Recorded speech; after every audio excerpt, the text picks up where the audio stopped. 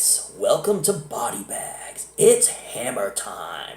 Hammer Week here at BodyBags, and the movie I decided to go with is a film from 1964. It is called The Gorgon, directed by Terence Fisher, and yes, it is a Hammer film. Now, if you don't know what a Gorgon is, if you ever heard of Medusa, she was a mythical creature who had snakes coming out of her head, kind of resembling hair.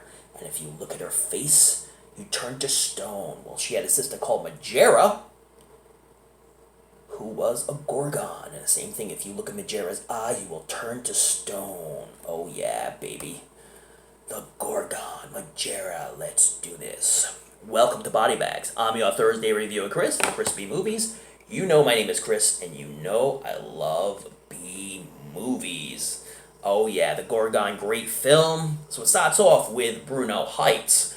He's a very well-known artist, and he's here with his girlfriend, kind of painting her.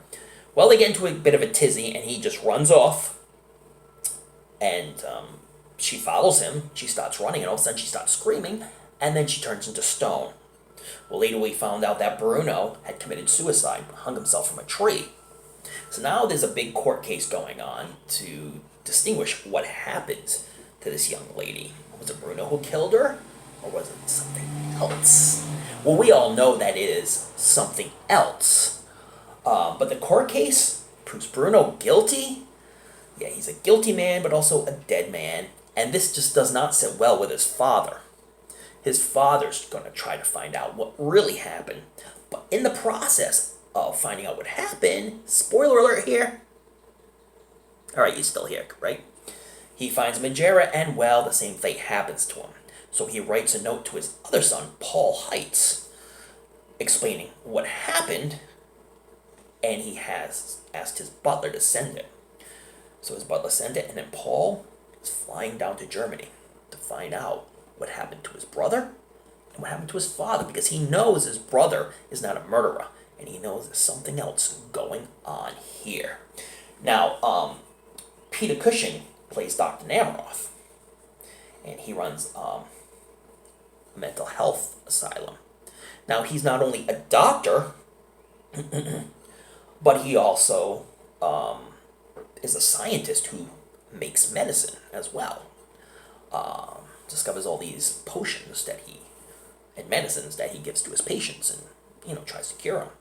And he has some interns that work with him that are kind of scary, and they do really bad things.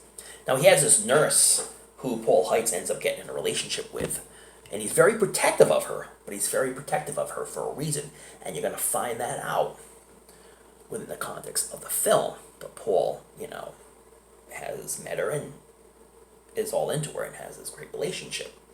Now, Christopher Lee's character, Carl Meister, worked with Paul Heights, so he came down as well to try to help Paul find out who is turning people into stone.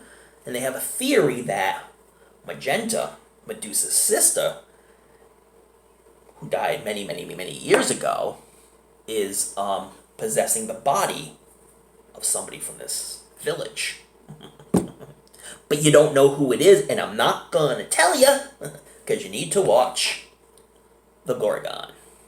Yeah, this is typical Hammer film. Peter Cushing is phenomenal. Christopher Lee is phenomenal. Richard Pascoe plays Paul Heights is great. Everybody in this film is great. The film flows very well. It's only an hour and 25 minutes, so it does not overwhelm its stay. A lot of really good tense scenes, and the Gorgon creature looks awesome. I think you can see her in this picture right here. She looks really, really cool and good. And, the effects, are believable. Definitely ahead of its time for 1964. A very well done film. I don't think I've ever seen a Hammer film I didn't like, and The Gorgon is easily in my top 5. Great film, great acting. Like I say, it flows extremely well, and most of the people talking, you can hear these people talk forever and ever and ever and never get sick of hearing them. that eloquent British accent, But yeah, awesome film. I'm going to put this on a regular 1 to 10 scale. I'm definitely not going to put it on the cheeseometer because although it does have cheesy elements, it's not an overall cheese ball of a film. So 10 being the best and 1 being the worst. I give it a solid 9.5 because I really enjoyed this film. I have not seen The Two Faces of Dr. Jekyll that's on here, but I definitely want to watch that one soon. But yeah, really amazing film from Hammer. And if you've never seen the Gorgon, I would definitely get the set from Mill Creek and check it out. You might really enjoy it. Like I say, I love the Gorgon in this film. Majera, she looks awesome. And the castles on this film look very ancient and imperial and scary at the same time. So yeah, definitely check out the Gorgon.